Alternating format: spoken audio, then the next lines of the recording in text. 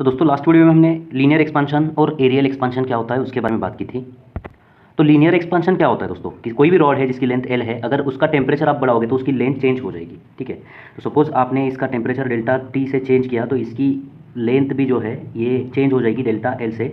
इस change in length को ही linear expansion बोला जाता है। लेंथ अगर चेंज हो रही है तो उसको लीनियर एक्सपांशन बोला जाता है। ठीक है, और ये लीनियर एक्सपांशन निकालने का फॉर्मूला हम देख चुके हैं, delta L is equal to L alpha delta T, जहाँ पे ये अल्फा होता है कोइफिशिएंट ऑफ लीनियर एक्सपांशन, जो कांस्टेंट होता है। हर एक अलग अलग मटेरियल के लिए अलग अलग वैल्यू होती है इसकी। ठीक है, तो एरियल एक्सपांशन क्या हुआ दोस्तों, आपके पास मान लेते हैं एक शीट है जिसकी एरिया ए है और इसका टेम्परेचर अगर आपने चेंज किया डेल्टा टी से, तो क्या होगा कि इसका जो एरिया है वो एरिया चेंज हो जाएगा। ठीक है, इसका एरिया बढ़ जाएगा अगर टेम्परेचर आपने बढ़ा रखा है तो। ठीक है, तो ये चेंज इन एरिया मान लेते हैं डेल्टा ए है।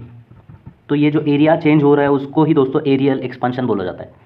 और ये एरियल एक्सपांशन निकालने का जो फॉर्मूला है दोस्तों डेल्टा ए, ये फॉर्मूला है ए बीटा डेल्टा टी। ठीक है, ये बीटा क्या होता है दोस्तों, ये होता है कोएफिशिएंट ऑफ एरियल एक्सपांशन।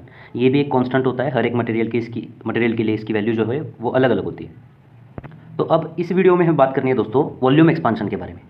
तो वॉल्यूम एक्सपांशन क्या हुआ, तो दोस्तों देखिए, change in volume due to change in temperature is called as volume expansion. तो अगर किसी ऑब्जेक्ट का वॉल्यूम चेंज हो रहा है टेम्परेचर चेंज होने की वजह से, तो उसको हम वॉल्यूम एक्सपांशन बोलेंगे।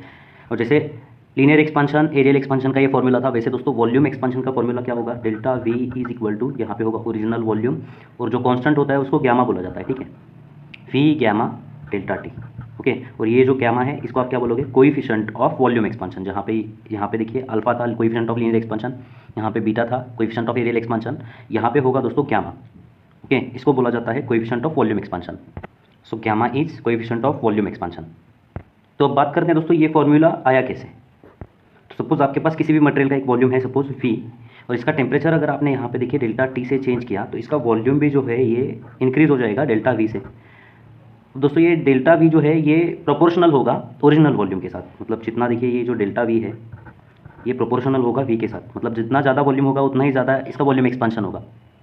और दोस्तों ये डेल्टा वी जो है ये टेम्परेचर चेंज इन टेम्परेचर के साथ भी प्रोपोर्शनल होगा, मतलब जितना ज़्यादा टेम्परेचर चेंज होगा उतना ज़्यादा वॉल्यूम चेंज होगा। अब इन दोनों को एक इक्वेशन में लिखना है तो कैसे लिखोगे, delta V is proportional to V into delta T.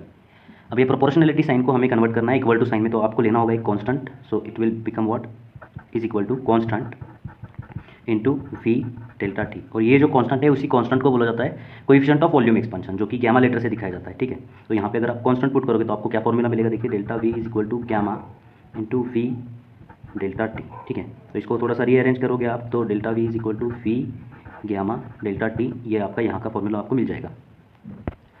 अब दोस्तों ये कोएफिशिएंट ऑफ वॉल्यूम एक्सपांशन का फॉर्मूला क्या होगा, इसके लिए आपको ये दो चीज़ें इधर भेजनी होंगी। तो आपको क्या मिलेगा, देखिए गैमा इज इक्वल टू ये डेल्टा वी डिवाइडेड बाय क्या होगा यहाँ पे original volume into change in temperature. तो चेंज इन वॉल्यूम कैसे निकालते हैं दोस्तों, final volume minus initial volume. Okay, और पहले उसका जो ओरिजिनल वॉल्यूम था वो क्या था, इनिशियल वॉल्यूम, तो यहाँ पे होगा ये इनिशियल वॉल्यूम। और चेंज इन टेम्परेचर क्या होगा, final temperature minus initial temperature. ठीक है, तो ये गैमा का जो फॉर्मूला है वो ऐसे निकलेगा। अब दोस्तों किसी भी मटेरियल के लिए आपको कोएफिशिएंट ऑफ वॉल्यूम एक्सपांशन निकालना है तो आपको क्या करना होगा, आपको यहाँ पर लेना होगा उस मटेरियल का वॉल्यूम 1 मीटर क्यूब जितना वॉल्यूम लेना होगा। ठीक है, उस मटेरियल का 1 मीटर क्यूब जितना वॉल्यूम आपको लेना होगा। और उसका जो टेम्परेचर है ये टेम्परेचर आपको 1 डिग्री सेल्सियस या फिर 1 केल्विन से चेंज करना होगा। प्रोबेबली 0 डिग्रीज पे ये एक्सपेरिमेंट करते हैं। ठीक है, तो यहाँ पे हम एज्यूम करेंगे कि कोई भी एक मटेरियल है, मान लेते हैं एल्यूमिनियम, तो एल्यूमिनियम का हमने क्या किया, 1 मीटर क्यूब का ऐसे वॉल्यूम लिया, उसका टेम्परेचर हमने 1 डिग्री सेल्सियस से चेंज किया, तो उसका कोएफिशिएंट ऑफ वॉल्यूम एक्सपांशन कितना आएगा। कोएफिशिएंट ऑफ वॉल्यूम एक्सपांशन मतलब उसका जो फाइनल वॉल्यूम है माइनस इनिशियल वॉल्यूम है डिवाइडेड बाय ये जो ओरिजिनल वॉल्यूम लिया था इनिशियल, वो कितना था यहाँ पे 1, और टेम्परेचर कितने से चेंज हुआ है 1 से। ठीक, तो ये कोएफिशिएंट ऑफ वॉल्यूम एक्सपांशन क्या होता है दोस्तों, ये चेंज इन वॉल्यूम होता है ऐसे वॉल्यूम का जो है 1 मीटर क्यूब और जिसका टेम्परेचर आपने 1 डिग्री सेल्सियस से चेंज किया हुआ है। ठीक है, तो कोएफिशिएंट ऑफ वॉल्यूम एक्सपांशन की डेफिनेशन कैसे लिखोगे दोस्तों, it is change in volume of volume 1 metre cube if its temperature is changed by 1 degree Celsius और 1 केल्विन। ठीक है, ये डेफिनेशन आपको लिखनी है। तो कोएफिशिएंट ऑफ वॉल्यूम एक्सपांशन किसी भी मटेरियल के लिए कैसे निकलेगा दोस्तों, आपको 1 मीटर क्यूब का वो वॉल्यूम लेना है, उसका टेम्परेचर 1 डिग्री सेल्सियस या 1 केल्विन से चेंज करना है। तो आपको जो भी मिलेगा वो क्या मिलेगा, देखिए V final minus V initial divided by 1 metre cube हमने लिया था और उसका टेम्परेचर हमने 1 डिग्री सेल्सियस से चेंज किया था। तो coefficient of volume expansion actually change in volume होता है 1 मीटर क्यूब वॉल्यूम का अगर उसका टेम्परेचर 1 डिग्री सेल्सियस से चेंज किया जाए, ठीक है। तो उसकी डेफिनेशन हम यहाँ पे लिखते हैं। तो डेफिनेशन कैसे लिख सकते हो, देखिए it is change in volume for volume of 1 metre cube, या फिर आप ऐसे भी लिख सकते हो it is change in volume per unit original volume. Unit मतलब क्या, 1 metre cube, per unit original volume मतलब 1 मीटर क्यूब, ठीक है। तो आप ऐसे भी लिख सकते हो it is change in volume for volume of 1 metre cube for 1 degree Celsius change in temperature, ठीक है। आपके टेक्स्ट बुक में यहाँ पे दिया हुआ है, देखिए it is change in volume per unit original volume at 0 degree Celsius if its temperature is raised bye 1 degree Celsius, ठीक है। तो वो डेफिनेशन भी करेक्ट है, ये अगर आप लिखना चाहोगे तो ये डेफिनेशन भी करेक्ट है। अब दोस्तों यहाँ पर एक और कंसेप्ट के बारे में हमें पढ़ना है। सपोज ये एक ग्लास है, ठीक है, ग्लास का कंटेनर है, ये कांच का कंटेनर है, और इसके अंदर क्या किया गया है, इसके अंदर एक लिक्विड भरा हुआ है, ठीक है। अब अगर ये पूरे ग्लास और लिक्विड का टेम्परेचर अगर आप चेंज करोगे तो ग्लास का वॉल्यूम भी चेंज होगा और लिक्विड का वॉल्यूम भी चेंज होगा, ठीक है। तो हम सेपरेटली इसको ड्रॉ करते हैं। तो सपोज दोस्तों इन दोनों का टेम्परेचर आपने चेंज किया तो ये जो लिक्विड था, इस लिक्विड का वॉल्यूम इंक्रीज होगा, ठीक है। तो मान लेते हैं ये लिक्विड का वॉल्यूम इतना इंक्रीज हुआ, so this is change in volume of liquid. तो ये ग्लास का वॉल्यूम भी तो इंक्रीज होगा दोस्तों, ठीक है। तो ये हम एज्यूम करते हैं कि ग्लास का जो वॉल्यूम है वो इतना इंक्रीज हुआ, ठीक है। ये चेंज हुआ ग्लास के वॉल्यूम में, change in volume of glass, ठीक है। अब जैसे कि देखिए यहाँ पे पानी यहाँ पे एकदम जो है उसके एज तक भरा हुआ था, अब इसका वॉल्यूम भी चेंज हुआ पानी का और ग्लास का वॉल्यूम भी चेंज हुआ।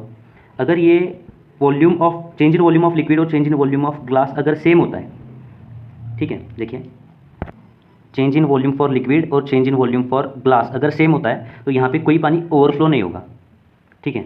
या फिर change in volume of liquid और change in volume of glass, अगर change in volume of glass ज़्यादा होगा, ऐसा होगा नहीं वैसे तो जो लिक्विड है ये ओवरफ्लो नहीं होगा क्योंकि ग्लास का वॉल्यूम ज़्यादा इंक्रीज़ हुआ है, लिक्विड का कम इंक्रीज़ हुआ है। लेकिन अगर दोस्तों volume of liquid, change in volume of liquid अगर ज़्यादा होगा किससे, change in volume of glass से, तो यहाँ पे लिक्विड ओवरफ्लो कर जाएगा, ठीक है। कितना लिक्विड ओवरफ्लो करेगा, थोड़ा सा यहाँ पे पॉज करके सोचिए दोस्तों। तो कितना वॉल्यूम ओवरफ्लो होगा यहाँ पे मैं आपको समझाता हूँ। देखिए सपोज ये ग्लास है और ये लिक्विड है, टेम्परेचर चेंज करने पर दोनों का जो चेंज है वो सेम होता है, तो लिक्विड ओवरफ्लो नहीं करेगा, ठीक है। अब देखिए दोस्तों अगर ग्लास का चेंज लिक्विड से ज़्यादा है, ग्लास इतना चेंज हुआ है, लिक्विड इतना चेंज हुआ है, तो भी लिक्विड ओवरफ्लो नहीं करेगा। लेकिन अगर दोस्तों देखिए लिक्विड ज़्यादा चेंज हुआ है और ग्लास कम चेंज हुआ है, तो कितना ओवरफ्लो करेगा, देखिए इतना ओवरफ्लो करेगा। इतना मतलब क्या है, इसका फाइनल वॉल्यूम माइनस इसका फाइनल वॉल्यूम, ठीक है। तो कितना लिक्विड ओवरफ्लो करेगा, इसका फाइनल वॉल्यूम माइनस इसका फाइनल वॉल्यूम, इतना लिक्विड ओवरफ्लो करेगा। सो ओवरफ्लो कैसे निकालोगे दोस्तों, यहाँ पे देखिए ओवरफ्लो कब करेगा, इस केस में ओवरफ्लो करेगा अगर लिक्विड का वॉल्यूम चेंज ग्लास के वॉल्यूम चेंज से ज़्यादा होगा तो ये ओवरफ्लो करेगा। और ये ओवरफ्लो कितना वॉल्यूम ओवरफ्लो करेगा, इसका final volume of liquid minus इसका फाइनल वॉल्यूम ऑफ ग्लास, ये ओवरफ्लो निकालने का फॉर्मूला है, इसको समझ के लिखिए, ठीक है। अब दोस्तों इस कंसेप्ट के ऊपर एक एग्जांपल हम यहाँ पे सॉल्व करते हैं। एग्जांपल नंबर देखिए 7.11 जो कि सॉल्व एग्जांपल है। A liquid at 0 degree Celsius is poured in a glass beaker of volume 600 centimetre cube to fill it completely. तो यहाँ पे देखिए दोस्तों a liquid at 0 degree Celsius, इस लिक्विड का टेम्परेचर 0 डिग्री सेल्सियस है, मतलब इनिशियल टेम्परेचर जब पोर करोगे दोनों का टेम्परेचर सेम हो जाएगा। इनिशियल टेम्परेचर कितना है यहाँ पे 0 डिग्री सेल्सियस, ठीक है। और वॉल्यूम, ये बीकर जो है ग्लास बीकर, इसका वॉल्यूम कितना है, इनिशियल वॉल्यूम, ये इनिशियल वॉल्यूम है 600 सेंटीमीटर क्यूब। तो इसको आप अगर मीटर क्यूब में कन्वर्ट करना चाहें तो कर सकते हैं, अगर नहीं करोगे तो फाइनल आंसर आपको लिखना है सेंटीमीटर क्यूब में, ठीक है। तो ये जो देखिए ये ग्लास बीकर का वॉल्यूम भी 600 सेंटीमीटर क्यूब है और जो लिक्विड पोर किया है उसके अंदर, ओके, उस लिक्विड का इनिशियल वॉल्यूम भी कितना होगा, 600 सेंटीमीटर क्यूब होगा, ठीक है। आगे बढ़िए दोस्तों, देखिए the beaker is then heated to 90 degree Celsius, मतलब इसका जो टेम्परेचर है वो बढ़ा दिया गया है कितने से डिग्री सेल्सियस से, 90 डिग्री सेल्सियस से, मतलब फाइनल टेम्परेचर इनका किया हुआ है 90 डिग्री सेल्सियस। मतलब चेंज इन टेम्परेचर दोनों के केस में कितना हुआ यहाँ पे 90 माइनस 0 मतलब कितना हुआ यहाँ पे 90 डिग्री सेल्सियस। तो चेंज इन टेम्परेचर आपको यहाँ पे 90 एज्यूम करना है। क्वेश्चन क्या है देखिए दोस्तों, how much liquid will overflow, ठीक है। और आपको यहाँ पे वैल्यूज़ दी गई हैं। Gamma for liquid is given to you 1.75 into 10⁻⁻4 per degree Celsius and gamma for glass is given to you 2.75 into 10⁻5 per degree Celsius, ठीक है। तो यहाँ पे दोस्तों आपको ओवरफ्लो निकालना है। तो थोड़ा सा सोचिए दोस्तों ओवरफ्लो कैसे निकलेगा। ये लिक्विड का फाइनल वॉल्यूम जो है, लिक्विड का फाइनल वॉल्यूम, ओके। और ये ग्लास भी एक्सपांड करेगा। ग्लास का जो फाइनल वॉल्यूम है, अगर लिक्विड का फाइनल वॉल्यूम इतना है और ग्लास का फाइनल वॉल्यूम इतना है, तो ये जो है ये क्या होगा, ये ओवरफ्लो होगा। सो लिक्विड का फाइनल वॉल्यूम माइनस ग्लास का फाइनल वॉल्यूम इज ओवरफ्लो। तो आपको यहाँ पे लिक्विड का फाइनल वॉल्यूम माइनस ग्लास का फाइनल वॉल्यूम ये निकालना है।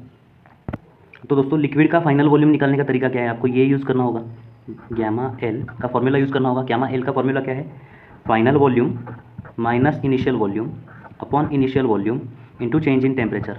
ये लिक्विड के लिए यूज़ करना होगा, ठीक है। हर एक पैरामीटर यहाँ पे होगा लिक्विड के लिए, ठीक है। तो यहाँ पे वैल्यूज़ को पुट करते हैं। फाइनल वॉल्यूम लिक्विड का हमें कैलकुलेट करना है, तो यहाँ पे हम वी एफ पुट करेंगे। Gamma liquid is given to you 1.75 into 10⁻⁻⁴। Initial volume liquid का भी सेम है और ग्लास का भी सेम है। तो इनिशियल वॉल्यूम कितना है 600 सेंटीमीटर क्यूब, तो यहाँ पे हम 600 पुट करेंगे डिवाइडेड बाय इनिशियल वॉल्यूम कितना है 600 इंटू टेम्परेचर दोनों का भी सेम से चेंज हुआ है 90 डिग्री सेल्सियस से, ठीक है। तो यहाँ पे हम लेंगे 90। अब यहाँ से दोस्तों फाइनल वॉल्यूम को आपको कैलकुलेट करना है, ठीक है। तो फाइनल वॉल्यूम के लिए क्या फॉर्मूला बनेगा, देखिए दोस्तों यहाँ पे लिखता हूँ मैं, देयरफॉर फाइनल वॉल्यूम यहाँ पे -600 है, -600 फाइनल वॉल्यूम -600। इस चीज़ को आपको इधर लेके आना पड़ेगा। तो ये हो जाएगा 600 इंटू 90 इंटू 1.75 इंटू 10⁻⁻⁴। तो फाइनल वॉल्यूम ऑफ लिक्विड के लिए, ठीक है, क्या होगा, ये उधर जाने के बाद प्लस हो जाएगा। तो यहाँ पे देखिए क्या होगा 600 ओके इंटू 90 इंटू 1.75 इंटू 10⁻⁻⁴, ये हो जाएगा +600, ठीक है। अब इसको हम ऐसे ही रखेंगे और हम फाइंड आउट करेंगे volume, final volume of glass container. वो फाइंड आउट करने के लिए आपको इसका यूज़ करना होगा।